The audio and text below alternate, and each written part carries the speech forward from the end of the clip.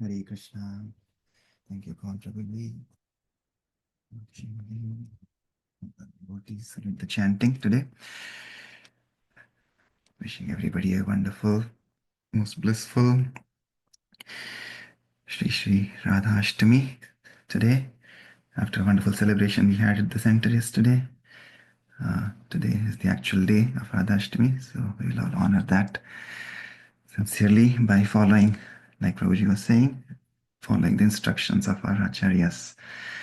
Okay, so let's continue with our prayers. We'll do Mangalacharan, then prayer that we have been singing this week, Shri Radhikashtakam, followed by Prabhupada Lamrit. Vandeham Shri Guru Shri Yutapada Kamalam Shri Gurun Vaishnavamscha Shri Rupam Sagrajatam Sahagana Raghunathanvitam Tam Sajivam Sadvaitam Savadhutam Parijana Sahitam Krishna Chaitanya Devam Shri Radha Krishna Padan Sahagana Lalita Shri Vishakhanvitamscha Nama Om Vishnupadaya Krishna Preshthaya Bhutale Shrimate Bhaktivedanta Swaminiti Namine Namaste Saraswati Deve Gauravani Pracharine Nirvishesha Shunyavadi Paschatya Deshatarine Jai Shri Krishna Chaitanya Prabhu Nityananda Shri Advaita Gadadhar Srivasadi Gaura Bhaktavrinda Hare Krishna Krishna Krishna Hare Hare Hare Rama Rama Rama Hare Hare Hare Krishna. Okay, so let's continue. Anybody would like to sing today Shri Radhikashtakam?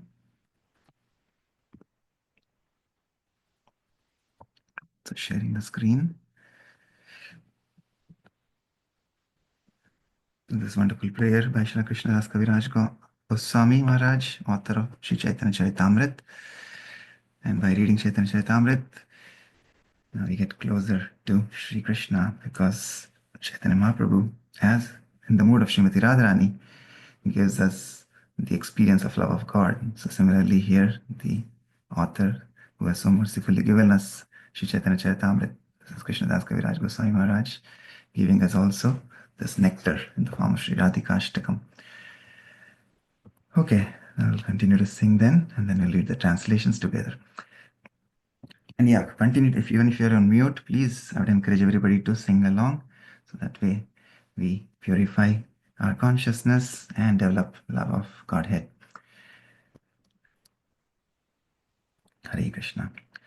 Kumkumakta kanchanabja garvaghari gaurabha Pitananchitabja gandhakiti nindi saurabha Pallavesha sunu sarva vanchitartha sadhika Mayyamatma Dasya dastura Gauravinda kanti nindi chitrapatta shatika Krishna matta bringa keli pulla pushpa vatika Krishna Nitya Sangamata Padma Bandhuradhika Mayyamatma Pada Padma Dasya Radhika Kumarya Shrishta Pallavali Kiti Nigraha Chandra Chandra Notpalendu Sevya Sita Vigraha Swabhimarsha Ballavisha Kamatapa Badhika Mayyamatma Pada Padma Dasya Dasya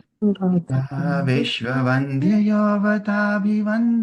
Piya Rama Rupanavya Yovanadi Sampadam Nayatsama Shiraha Dalilaya Chasayatosi Radhika Mayyamatma Pada Padma Dasya Dasturadhika Rasalasya Gita Narma Satkalali Pandita Prema Ramya Rupa Vesha Sadgunali Mandita Vishwanavya Gopayoshik Alito Priyadhika Mayyamatma Pada Padma Dasya Dasturadhika Nityanavya Rupa Keli Krishna सम्पदा कृष्णरागबन्धगोपयौवतेषु कम्पदा कृष्णरूपवेशकेलिलग्नसत्समाधिका मय्यमात्मपद्मदास्य Radhika वेदकम्पकण्टकाश्रुगद्गदादिसञ्चिता Chita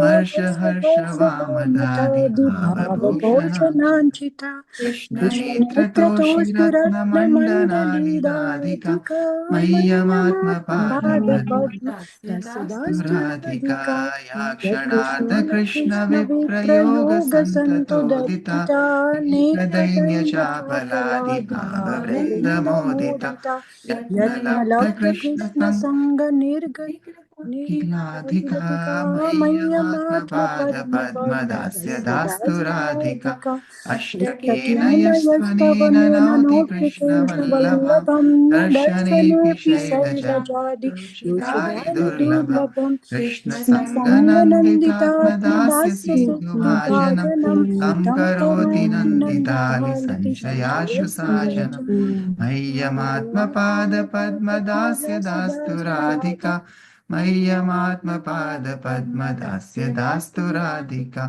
हरे कृष्ण कृष्ण कृष्ण हरे राम राम राम हरे हरे हरे कृष्ण कृष्ण कृष्ण हरे हरे हरे राम राम राम हरे हरे श्री राधिका अष्टकम की जय श्रील कृष्णदास कविराज गोस्वामी महाराज की जय जगत गुरु शिला प्रभुपाद की जय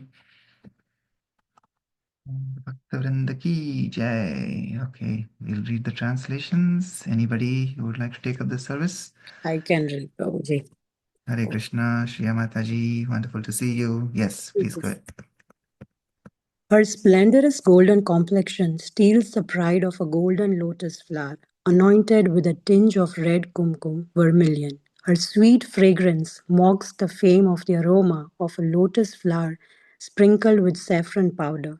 She is fully qualified to fulfill all the desires of the son of the king of the cowherd men.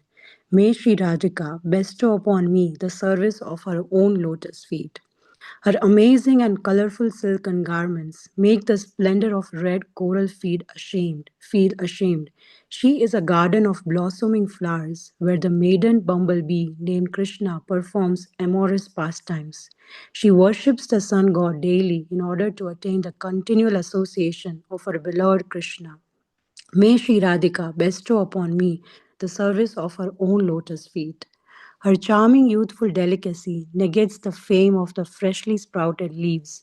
Her refreshing form is worthy of being served by the cooling moon, sandalwood paste, lotus flowers, and camphor. When she touches the master of the gopis, she dispels the burning heat of his lusty desires. May Sri Radhika bestow upon me the service of her own lotus feet.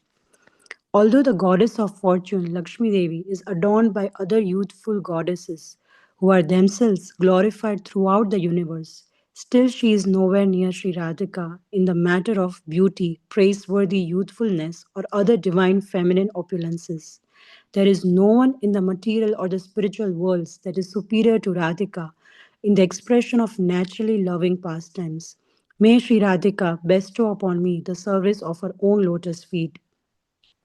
She is very learned in many transcendental arts, such as performing in the rasa dance, singing, and joking. She is decorated with many divine qualities, such as loving nature, exquisite beauty, and wonderful garments and ornaments. Even among the cowherd themselves of Raj, who are praised by the entire universe, she is the best in every way. May Sri Radhika bestow upon me the service of her own lotus feet. She possesses the opulences of eternal youthful beauty, eternal pastimes, and eternal love for Krishna. Her ecstatic feelings of love for Krishna cause the gopis, who are also in love with Krishna, to tremble. She is always attached to meditating on Sri Krishna's beautiful form, ornaments, garments, and pastimes. May Sri Radhika bestow upon me the service of her own lotus feet. She is graced with 8 ecstatic symptoms, sattvic bhav, such as trembling, perspiring, standing upon bodily hairs, tears, faltering of the voice, and so forth. She is adorned with different ecstatic emotional ornaments such as impatience, joy, contrariness, and so forth. She is decorated with beautiful jewels that give total delight to the eyes of Krishna. May Sri Radhika bestow upon me the service of her own lotus feet. If she is apart from Krishna for even half a moment, she becomes stricken with wretched suffering, restlessness, and a multitude of other ecstatic symptoms of separation. When she regains the association of Krishna after some effort, then all of her anguish immediately vanishes. May Sri Radhika bestow upon me the service of her own lotus feet. It is very difficult for Parvati and other exalted goddesses to attain even a glimpse of Srimati Radharani, who is dear to Lord Krishna. But if someone glorifies her by reciting these 8 verses, then she, who is delighted by Krishna's continuous association, will grant the sweet nectar of her personal service to that person, who thereby enters the assembly of her similarly delighted girlfriends. Hare Krishna.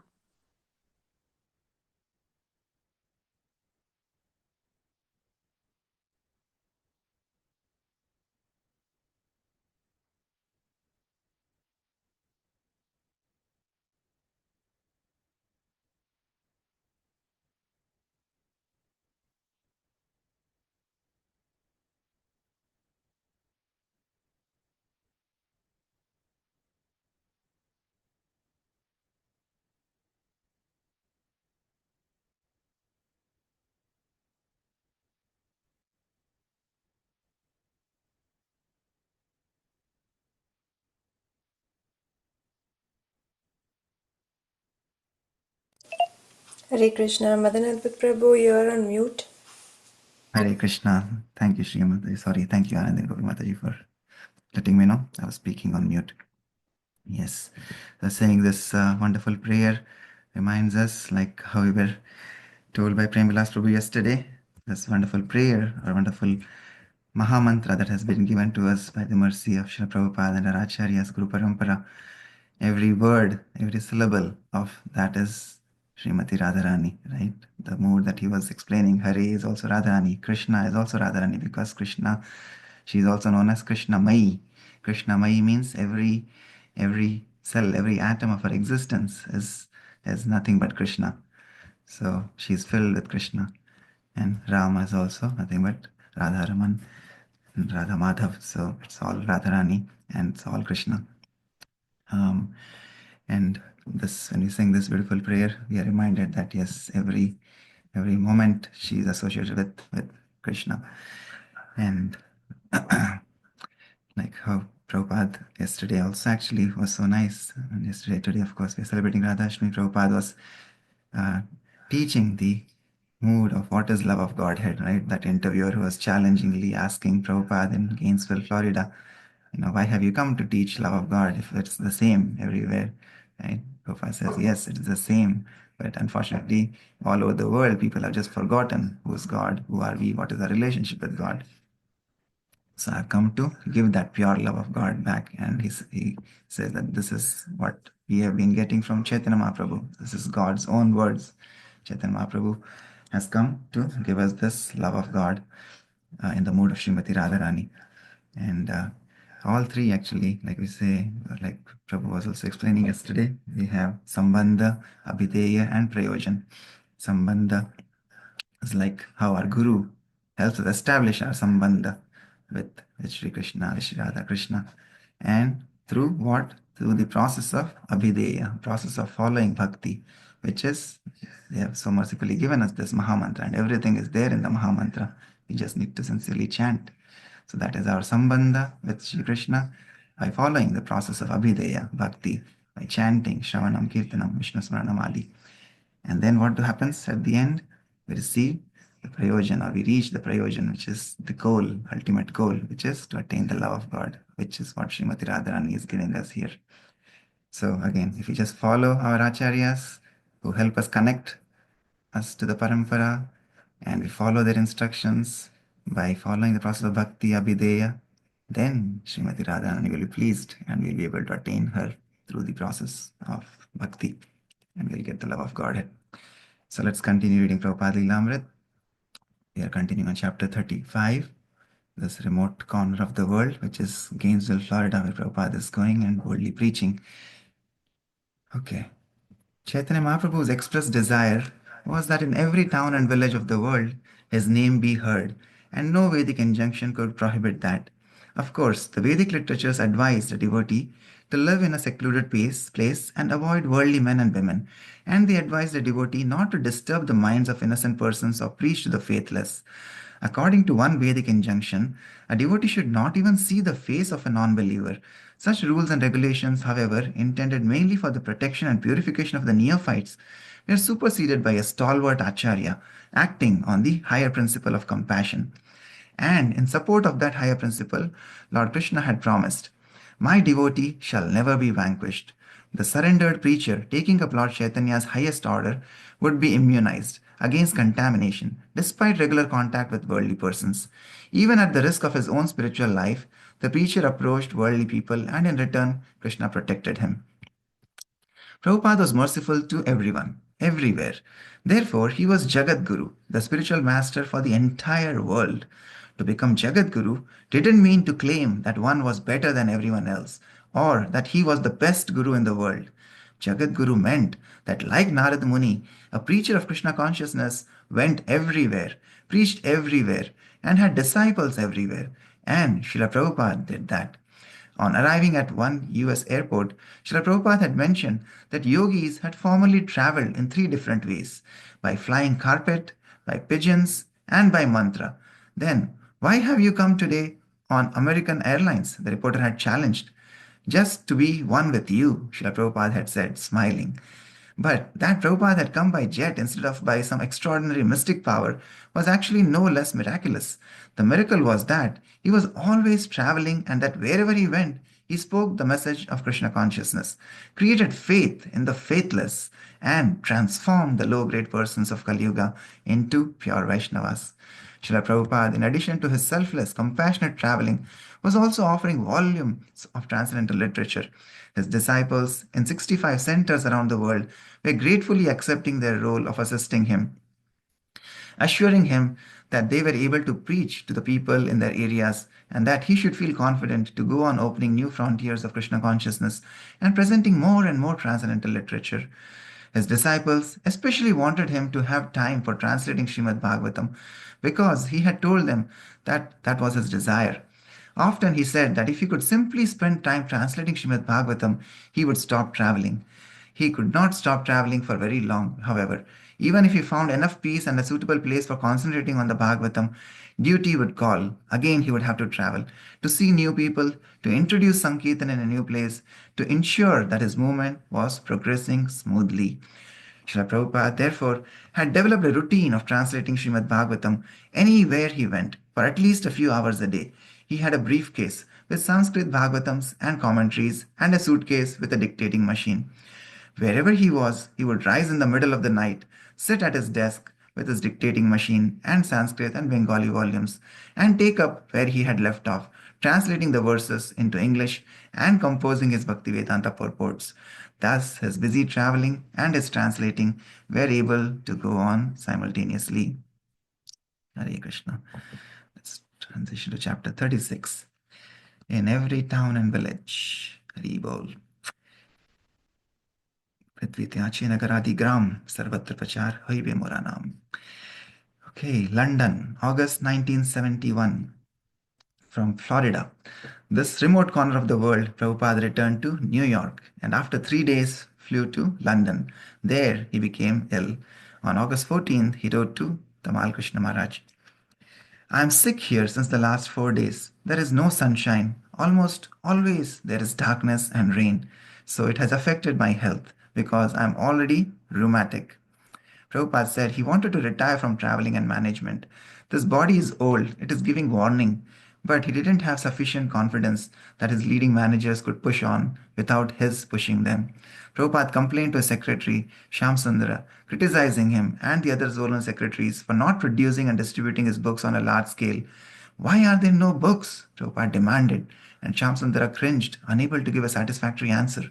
Shamsundara said he would immediately write to his god brothers on the Bhaktivedanta Book Trust. Why have a book trust? Prabhupada argued. What have they done? There is no stock of big books. There are no literatures in foreign languages after years of promises and plans. Why hasn't the unabridged Bhagavad Gita as it has been printed yet? Big books are the teachings of Lord Chaitanya, the nectar of devotion, Srimad Bhagavatam, Krishna, the Supreme Personality of Godhead. Okay. Well, Shamsundar replied, because they. No, it's your responsibility, Prabhupada yelled. Why haven't you done it? Prabhupada chastised his GBC secretaries around the world through the one secretary before him. The GBC's duties were to see that Prabhupada's books were always in stock, that Back to Godhead magazine was being published regularly, that accounts were being paid regularly, and that the devotional life in the temples was healthy. Our business is how to expand, said Srila Prabhupada, how to introduce Krishna consciousness into educational circles. Let any philosopher, scientist, or educationist come. We have got enough stock, but this sleeping, this leisurely work will not do. They can learn activity from an old man like me, because my determination is like this. If I die working, it is a great credit. Just like a marshal, if he dies on the battlefield, it is his credit. Arjuna was told, even if you die, you are still the gainer. The slow process of printing is the most condemned position. Why should I go on translating when you cannot print? You say, retire and translate. But why should I translate? No one will ever see it.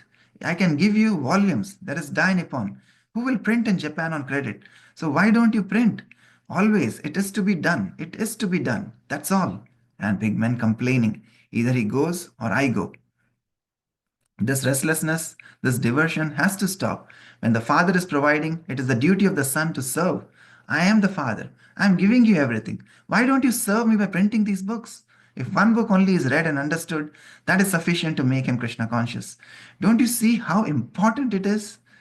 They're always asking me, is such and such book bona fide? They can't even take the time to read one of my books, and still they ask for one of my godbrother's books. How will things go on? First canto of Srimad Bhagavatam is not even edited or corrected. What to speak of printed? So many books unprinted. So tell them, from the book fund, not a farthing should be for eating. One day, Advaita, the manager of ISKCON Press, called from New York with some good news. In a week, they would be sending Dai Nippon the negatives for 5 big books. ISKCON Press had also sent a shipment of the German Upanishad to Europe, and other foreign language books were forthcoming. Prabhupada was pleased, and Shamsundara informed his GBC godbrothers. Needless to say, this was just the medicine required to treat Prabhupada's slackening faith in us.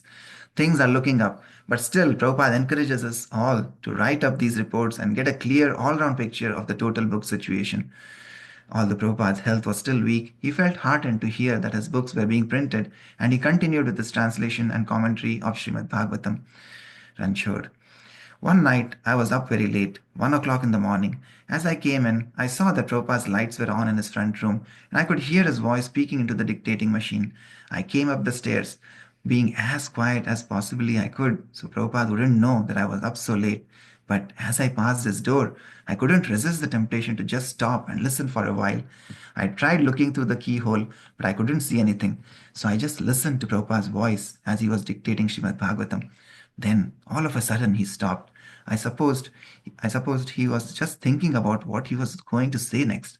But then I got the feeling that he knew I was out there, listening through the door. I became frightened and went up the stairs as quietly as I could, although the stairs creaked. Everyone was asleep, not only the temple, but practically the whole city of London at 1 o'clock in the morning. But Prabhupada was awake and translating. He had been speaking quietly, but with a voice of great strength and determination. All during the day, he was under pressure to organize things and see people, and yet at night, the one time when he could have some peace and quiet, he was up dictating. In London, Prabhupada began a book on the Western philosophers, beginning with Socrates.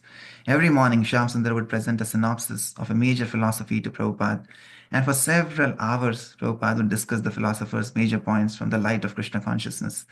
Daily, Shamsundara was busy transcribing the morning discussions and preparing the next philosopher. On August 14, Srila Prabhupada observed Janmashtami, the birthday of Lord Krishna. On the next day, Prabhupada's own 75th birthday, a paperback book of collected homages by his disciples arrived. Many of the Vyaspuja homages praised Srila Prabhupada for his extensive traveling to deliver fallen souls all over the world. and for the vast scope of his merciful preaching. This year, you have been traveling to India personally, speaking and managing ISKCON and showing us the meanings of Acharya by example. And now you are traveling and inspiring the devotees and centers in the US and Europe. At Vyas Puja time, we, your intimate children, are gathered at your feet to tell you our feelings as best as we can. By your blessing, we can go forth from this Vyas Puja gathering of 1971 and all devotees together as one great ISKCON without faction truly perform the work with our thoughts, words, and deeds. Let us go and distribute this literature of Srila Prabhupada's Krishna's message, kindly delivered to the Western countries. Let us cooperate without ill feelings among ourselves. Let us very strictly observe all the regulative principles and stay as pure representatives. Let us celebrate pure Sankirtana and magazine distribution to please you. All glories to Srila Prabhupada. All your disciples pray that you will remain in our presence for many years to come, and by your cooperation, and by our cooperation, you will be able to spend time writing volumes of Bhagavatam while we carry on the program and mission of your Guru Maharaj. Prabhupada's ill health continued. I was sick for 4 or 5 days. Now I am a little better, but the disease is prolonging in a different way. I cannot sleep at night more than 2 hours, and during the day, sometimes I'm feeling some dizziness. Otherwise, everything is all right. I'm chanting Hare Krishna as usual and writing my books regularly. Shamsundra. Arvinda and I were sleeping right outside of Prabhupada's room. I was on a lower bunk bed and I heard Sham Sundar. It was a really urgent sound, and I woke up so hard that I hit my head on the bunk above. I ran into Prabhupada's room. As I was opening the door, he collapsed in the doorway. I caught him. He felt so light, like a little doll, and his face was grey. I took him over to his bed and thought, oh my God, what's going on? He was shivering. I turned the electric heater way up and put it next to his bed. I covered him with a lot of blankets and waited. He was just still. His eyes were closed. Finally, he said, Sham Sundar, go get me some black pepper. He described how to make a black pepper paste. Rub it on my forehead, he said. So I ran down to the kitchen and prepared it and came up and put it on his head. I asked him, are you... What's wrong? I don't believe he made a response. He closed his eyes and appeared to be asleep. I slept there by him on the floor for a while. At some point in the night, he said, you may go back to your room. I'll be all right. He stayed in bed until about 8 or 9 o'clock the next morning, and then he was just completely well, like nothing had happened. His spirit was so strong that although he had encountered devastating blows to his body, he had come right out of it. I could tell it wasn't a physical event. He had made a full recovery from what must have been something close to death. One day, while meeting with an Indian man, Mr. R.B. Pandya from Mombasa, East Africa, Prabhupada mentioned his illness. Mr. Pandya said he owned a house on the ocean at Mombasa, where it was always sunny and warm with pleasant sea breezes, a perfect place for Prabhupada to recover his health. Mr. Pandya invited Prabhupada to go and live there as long as he liked. Taking the offer seriously, Prabhupada began to think of going to Africa, not only for health, but for preaching. 3 months ago, he had sent Brahmananda Swami and Jagan Nivasha to East Africa, so a visit there would encourage them as well as enable Prabhupada to work personally at expanding the Krishna consciousness movement on the African continent. Prabhupada sent Bhavananda and Narayana from London to Mombasa to see if it would really be possible for him to stay there as Mr. Pandya had suggested.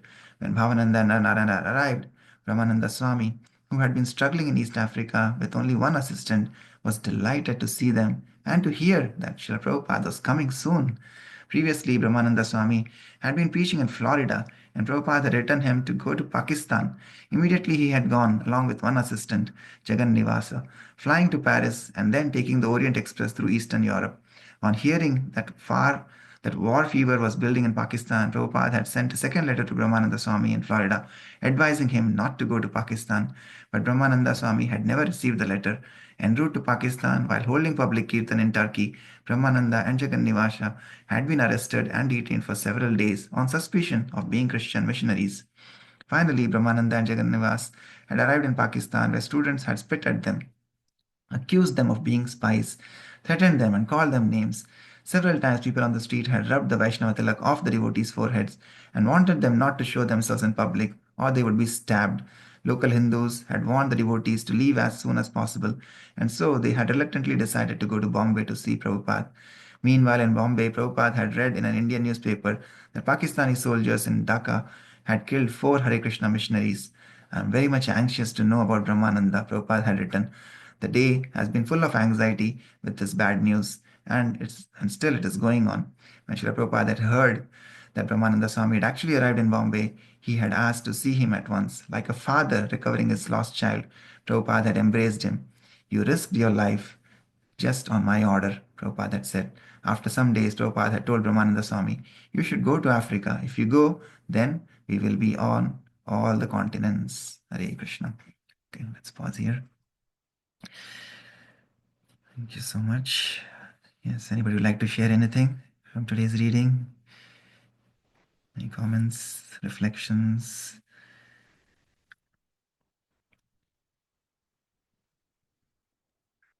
Yes, Prabhu, it just this line, that when he came back, he was so anxious to see and know about Brahmananda, So, like, Prabhupada was like a father or a grandfather, that he chastised, I think, Tamal Krishna Maharaj earlier, or I don't remember, but while he wasn't able to, print the books.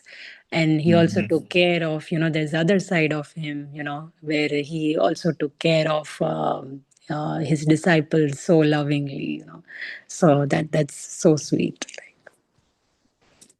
Yes. Yeah.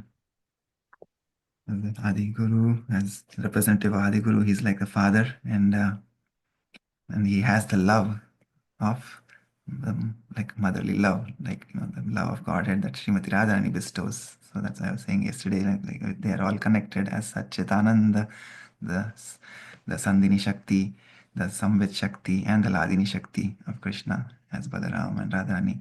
They're all there together for us. And here Prabhupada is like the embodiment of all of those as the representative of Balaramji as a guru, teaching us the process of bhakti, and so lovingly taking care of his disciples, not just his disciples, but the whole world, right? How much of love he had that at that age he was traveling when everybody else thought that Swami should not travel, they should just sit in one place and chant. But at that prime age of 70 years, he comes to America, and then he's around 75 years of age, and so much of love and care he has. Yeah, it's so wonderful. Like, he reminded me also of when he's a grandfather. We were thinking, of course, for us, our Guru Maharajas are our fathers, spiritual fathers, and then Srila Prabhupada is our spiritual grandfather.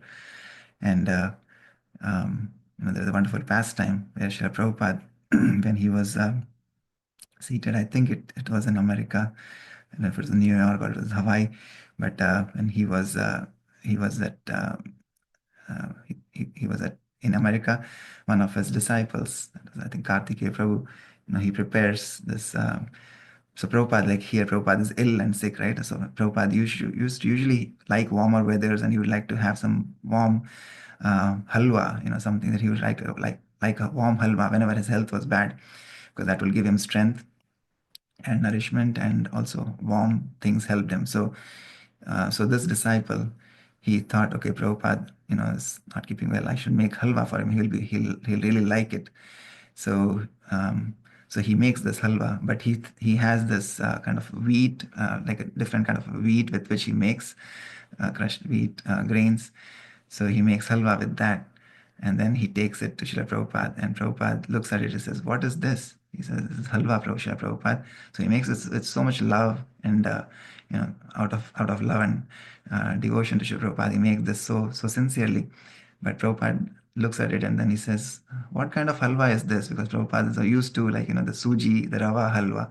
Generally, that is the halwa that he would take. But so he eats one bite, or he takes one spoon of it, and then he just gestures with his left hand, no, take it away, like that. So this disciple, he's so hurt, like, he says, internally he's thinking that, I made so much love, but my spiritual master, I'm so I have so many faults that my spiritual master doesn't like it.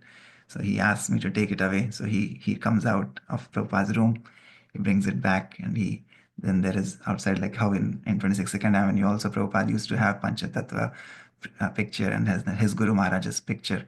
So like that, this devotee disciple of Prabhupada, he comes out and he's like profusely shedding tears, crying in front of Srila Bhakti Siddhanta Saraswati Maharaj's picture that is there. And he's kind of saying that I'm so fallen. I made this for my spiritual master, but I'm so fallen that your son, my spiritual father, who's your son, he doesn't like it.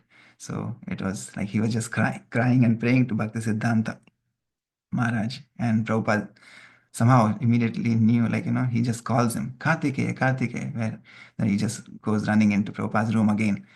He says, where is that halwa that you made?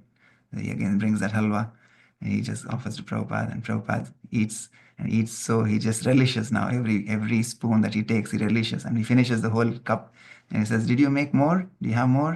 He says, yes, Srila Prabhupada. He says, bring it, bring it, bring it. And he goes, he brings.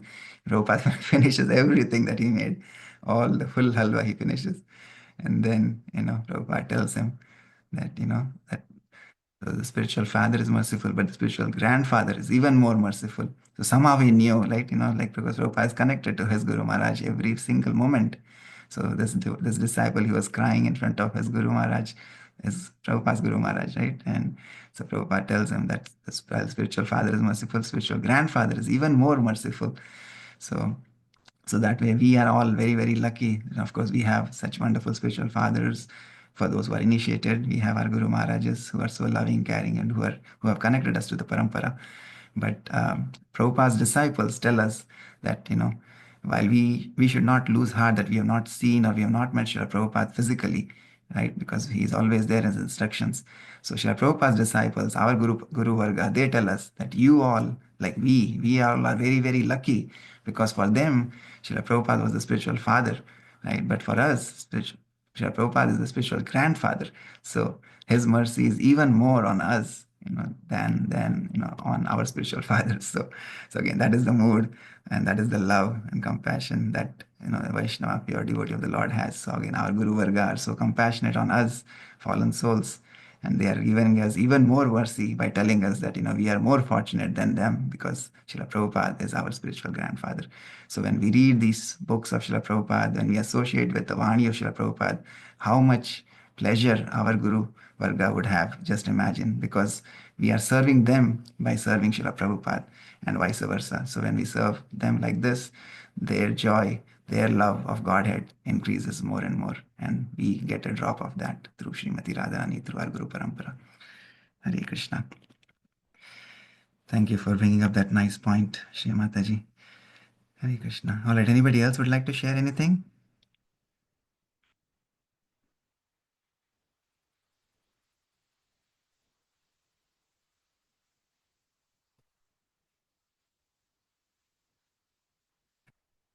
Okay, all right, then we'll end here. Let Prabhupada, through his body, mind, and word, he's serving his Gurudev, and he's serving the Guru Parampara. And he's there everywhere as Jatej Parivajaka going to the remotest part of the world, like we said, while the human civilization is going outside, trying to reach the stars, the moon, the different planets. Their ambitions and their greed and their ahankar, like just growing more and more outwardly. Prabhupada is going inwardly more and more to the remotest corner of the world, which is our like the heart of the human civilization, because nobody can go into the core of our heart. Only a pure devotee can go. So he's going the other direction, and he's helping us by giving us this wonderful process of sadhana bhakti, the two tracks that we should follow, like Premvilas Prabhu was saying yesterday. The Vaidhi Bhakti, which is the sadhana bhakti, and we have the Pancharatrika Vidhi, the two tracks. So similarly, when we follow on those two tracks sincerely, then like he said, we may get into the cruise mode, right? Then it will be like autopilot mode, which is the Raganuga sadhana bhakti. When we do the sadhana bhakti sincerely that our acharyas have given us, for do the deity worship, Pancharatrika Vidhi, and the Navada bhakti, there'll be a time then, like he was saying, he was told by a sannyasi Maharaj that what we chant 16 rounds is our sadhana bhakti. But when we chant any round extra, that becomes the Raganuga sadhana bhakti, right? So that is our love that comes spontaneously beyond what our acharyas have given us, and that is the spontaneous love starts to develop.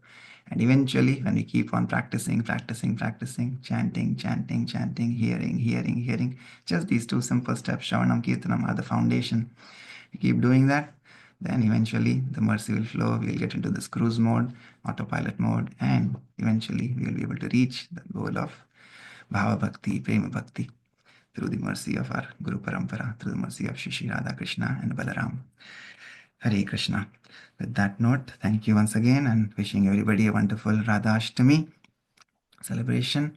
If possible, you could fast until noon today and make sure again that you chant not just 16 rounds, but make an endeavor to chant at least one extra round or two extra round or four extra round, or eight extra, whatever your heart desires for the uh, as your offering to your Gurudev, as your offering to Srila Prabhupada.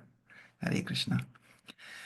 Okay, we'll end with Vaishnava Pranam prayers. Vancha kalpatarubhyascha kripa sindhubhya eva cha patitanam pavanebhyo Vaishnavebhyo namo namaha. Ananta Koti Vaishnavrind ki jai. Jagat Guru Srila Prabhupada ki jai. Srila Prabhupada Lilamrit ki jai.